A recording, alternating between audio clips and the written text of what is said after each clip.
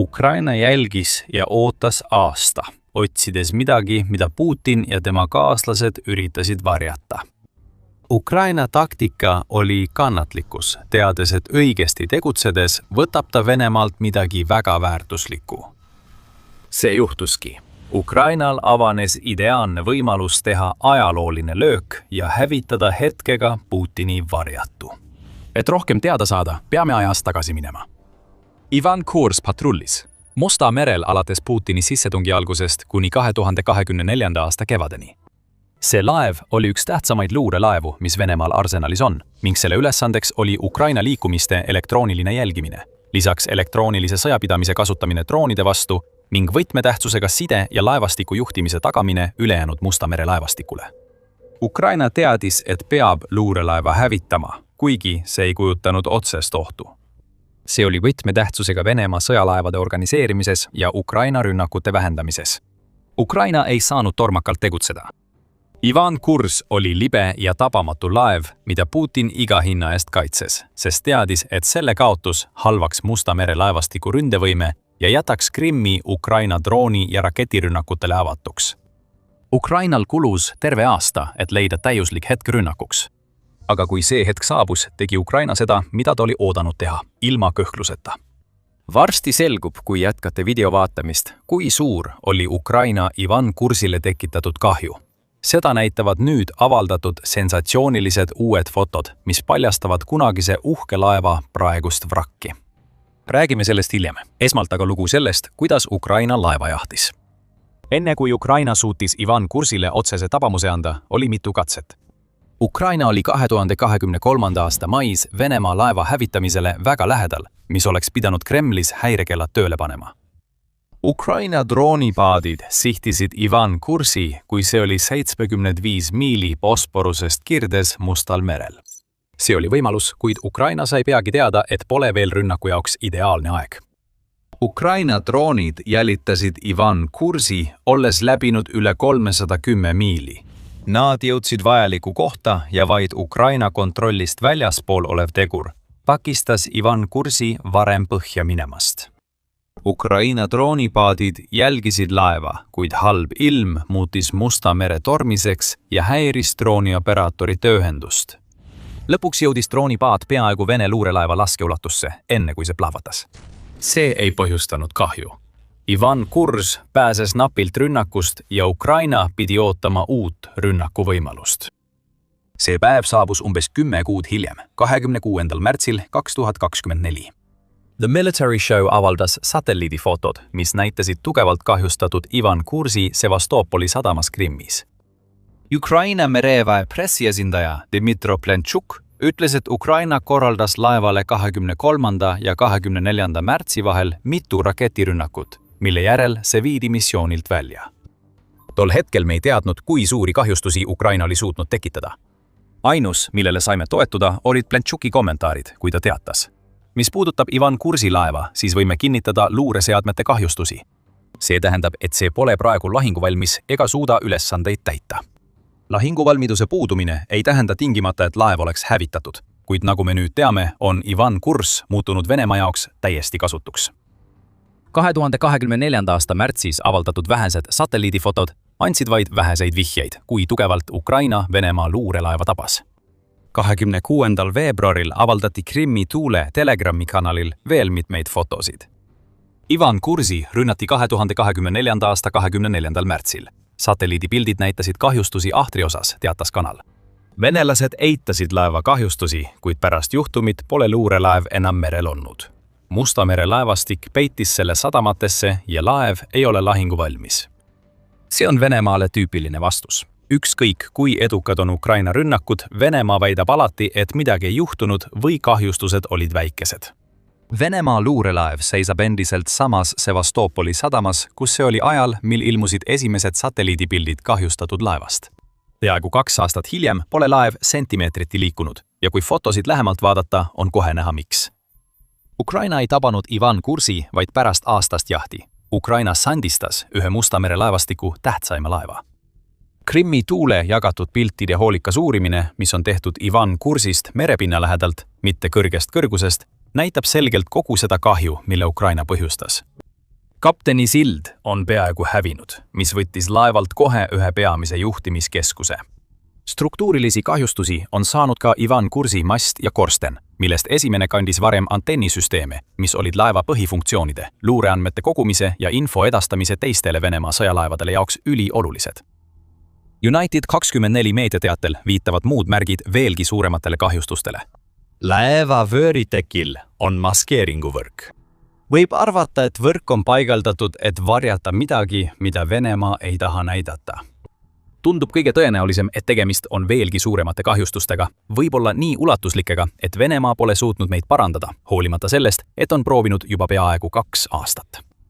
Remontidest rääkides näitavad fotod, et laeva mast on tellingutega ümbritsetud. See näitab, et Venemaa proovib parandada oma kahjustatud laeva, kuid pole olnud edukas. United24 meedia lisab, et varustus, mida tavaliselt võiks Ivan Kursi ahtris näha, näib olevat puudu. Kas see hävitati samuti Ukraina raketirünnakus? Kas Venemaa eemaldas selle varustuse laevalt, sest teab, et Ivan Kursil pole enam lootust Mustal merel seilata? Me ei pruugi kunagi nendele küsimustele vastuseid teada saada, kuid üht asja me teame. Venemaa valetas, kui üritas eitada, et Ukraina tabas Ivan Kursi. Kõik, mida me praegu laeva kohta näeme, viitab sellele, et see pole juba pea 2 aastat töökorras olnud. Ja arvestades endiselt nähtavat ulatuslikku kahju, ei paista, et Venemaa kavatseks seda niipea parandada. See tähendab Venemaa jaoks, et Ukraina on Musta mere laevastikku oluliselt nõrgestanud ja see on kaotanud tähtsa laeva. Kui oluline see on? Selleni jõuame kohe, aga enne vaadake saadet The Military Show. Kui pole veel kanalit tellinud, vajutage nuppu, et olla kursis Ukraina sõjauudistega. Ukraina kulutas palju aega Ivan Kursi jälitamisele väga tähtsal põhjusel. Aasta jagu ressursse tähendab märkimisväärset raha ja ajakulu, kuid see kõik oli seda väärt, sest see laev oli Venemaa ja eriti Musta mere laevastiku jaoks äärmiselt oluline. 2018. aastal Musta mere laevastiku teenistusse võetud Ivan Kurs oli üks Venemaa kõige arenenumaid luurelaevu. See loodi Venemaa kogukamaid nõukogudeaegseid luurelaevu asendama ja see kajastub ka profiilis. Ivan Kursi veevälja surve on alla 4000 tonni. See on teadlik disain, et laev oleks märkamatum. Venemaa ehitas laeva, mis saab merel olla kaua, sest selle tegevusraadius on üle 8000 miili. Musta mere suurim ida-lääne laius on USA Mereväe Instituudi andmetel 730 miili, mis tähendab, et see luurelaev suudaks selle peaaegu 5,5 korda edasi-tagasi läbida enne tankimist. See vastupidavus oli võtmetähtsusega. See tähendas, et kui Ivan Kurs oli tegevuses, toimis ta nagu pidevalt kohal olevad silmad ja kõrvad sõja kõige olulisemal veealal. KCHF.ru Vene allikas Musta mere laevastiku kohta märgib, et Venemaa oli selle laeva üle eriti uhke. Laev on oma jõudlusomaduste ja võimekuse poolest märkimisväärselt parem kui eelmiste põlvkondade sarnased alused, peamiselt tänu mitmekülgsusele ning kõrgele automatiseerituse ja süsteemide integreerituse tasemele, märgib allikas. Ivan Kurs võis samuti olla ründeoht. Sellel oli 6-9-38 Igla maa-õhk raketisüsteemi kokku, 32 9M39 raketiga, millega sai tulistada lennukeid ja helikoptereid. Lisaks on sellel 14,5 mm MTPU-1 Salo kuulipildujat, mida saab kasutada igasuguste laevade, sealhulgas droonpaatide pihta tulistamiseks, kui need liiga lähedale tulevad. See oli muljetavaldav laev, vähemalt Vene mereväe standardite järgi, ja nüüd on see hävitatud. See on olnud Sevastopoli sadamas ligi 2 aastat pärast Ukraina droonirünnakut, mille kavandamiseks kulus aasta ja mis näib olevat Ivan Kursi jäädavalt rivist välja löönud. Nii et me teame, mida see üksik laev Venemaa jaoks tähendas. Aga mida tähendab kinnitus selle kohta, kui palju kahju Ukraina raketid suutsid teha Musta mere laevastiku ja Venemaa tuleviku jaoks? Musta mere laevastiku jaoks on see suur löök laevastikule, mis pidi sõja merelises aspektis domineerima. Ukraina ei pidanud Venemaaga selles valdkonnas konkureerima. Tal on vaid patrull- ja miinitõrjelaevad, merevägi peaaegu puudub. Venemaa jaoks pidi Must meri olema tee, mille kaudu saata sõdureid ja varustust Krimmist Ukraina mandriosale. Sellest on saanud paljude sõjalaevade rusude hauakamber. Laevade nagu Ivan Kurs kaotus on oluliselt alandanud Musta mere laevastiku kogu sõja vältel. Pea meeles, et see oli laev, mille Venemaa spetsiaalselt kujundas selleks, et ta näeks rünnakuid ette, kuid ometi ei suutnud ta midagi ette võtta Ukraina rakettide vastu, mis teda tabasid. Ja nüüd, kui laev on kadunud, on Musta mere laevastik haavatavam kui kunagi varem. Nii on ka Krimm. Kohe selgitame, mida see Venemaale tähendab. Defense24 sõnul näitab Musta mere laevastiku läbikukkumine ja kolmandiku laevade kaotus pärast Putini sissetungi, et Venemaa polnud valmis kaasaegseks mereväesõjaks. Õhudroonid, meredroonid ja raketid on Musta mere laevastikku räsinud nii tugevalt, et Venemaa sõjalaevad on pidanud Ukrainast nii kaugele taanduma, et jääda rünnaku kaugusest välja ning neil pole enam mingit märgatavat mõju sõjale. Kahju oli nii suur, et laevastik pidi Sevastopolist lahkuma ja Novorossijskisse taanduma, vältimaks Ukraina rünnakuid.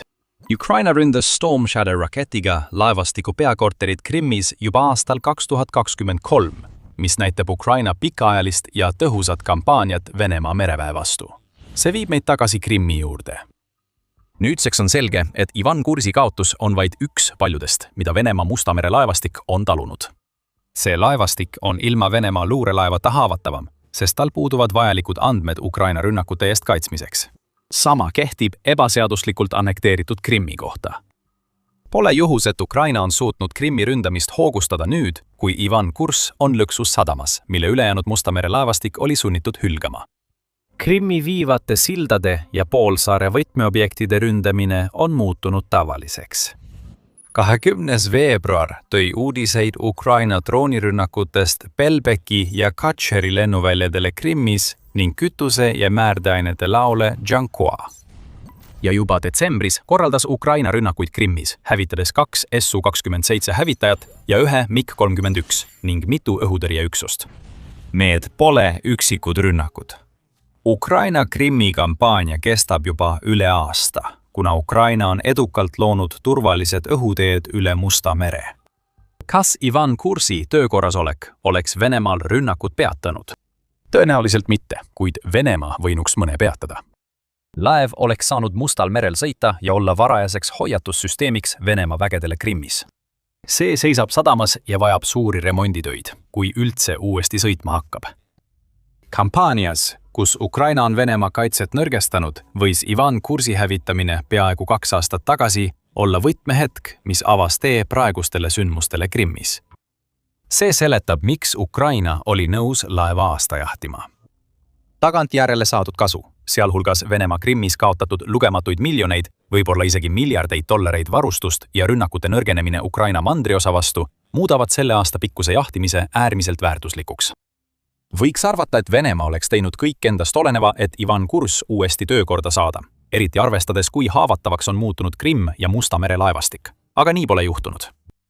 2025. aasta jaanuaris teatas Defense Post, et Venemaa loobus laevade remondist Krimmis, kartes Ukraina rünnakuid remondibrigaadidele.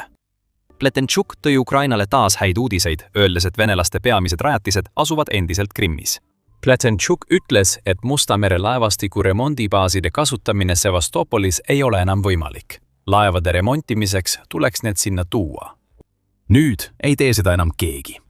Novorossijskis Venemaal on mõned laevaremondirajatised Musta mere laevastiku jäänustele, kuid need pole piisavalt suured ega võimsad kogu laevastiku teenindamiseks. Lähim laevatehas Novorossijskile on Zelandolskis Tatarstani vabariigis.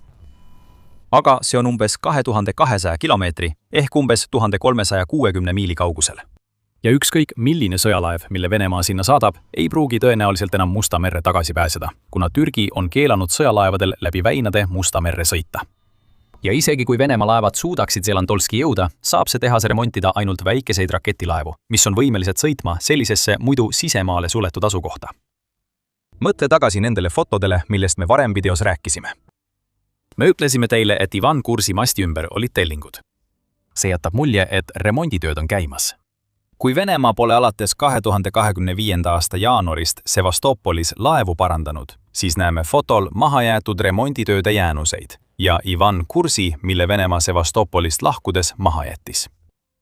Venemaa kunagine Musta mere laevastiku luurekrooni juveel, nüüd hävitatud luurelaev, seisab üksinda sadamas. Ilma hoolduseta laguneb see aeglaselt Ukraina jälgimisel. Ivan Kurs pole Musta mere põhja saadetud, sest Ukraina peab seda raketi või drooni raiskamiseks. Laev seisab tühjas sadamas ja Ivan Kurs on nüüd vaid sööt, millega Ukraina saab Venemaa remondimeeskonnad välja meelitada.